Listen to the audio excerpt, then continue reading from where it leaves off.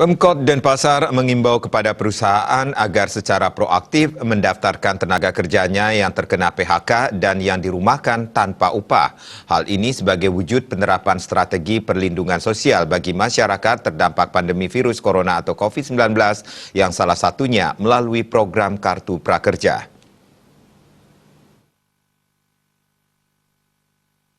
Kadis Tenaga Kerja dan Sertifikasi Kompetensi DTKSK Kota Denpasar, I Gusti Agung Rai Anom Suradi didampingi Kabag Humas dan Protokol Setda Kota Denpasar, I Dewo Gede Rai saat diwawancarai menjelaskan, Pemkot Denpasar guna mengantisipasi permasalahan sosial akibat merebaknya virus corona ini, telah merancang strategi perlindungan sosial.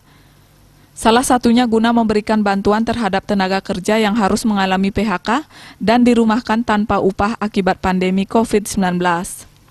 Pihaknya turut mengimbau kepada seluruh perusahaan yang berada di wilayah Kota Denpasar agar secara aktif melaporkan serta memberikan data kepada Dinas Tenaga Kerja dan Sertifikasi Kompetensi DTKSK terkait jumlah PHK dan tenaga kerja yang dirumahkan tanpa upah hingga 4 April.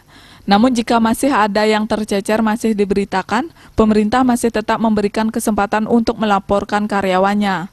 Hal ini sebagai tindak lanjut arahan pemerintah pusat bahwa karyawan PHK dan dirumahkan tanpa upah akan diusulkan sebagai penerima pelatihan vokasi dan insentif dari program Kartu Prakerja yang ditargetkan akan diberikan kepada 5,6 juta orang di seluruh Indonesia.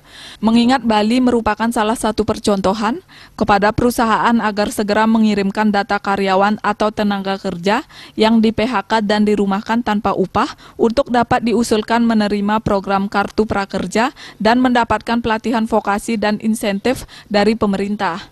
Untuk diketahui per tanggal 3 April sudah terdata sedikitnya terdapat 3.028 tenaga kerja yang dirumahkan tanpa upah dan 53 orang di PHK yang berasal dari 37 perusahaan di Kota Denpasar.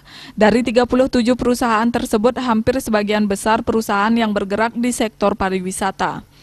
Wartawan Bisnis Bali melapor.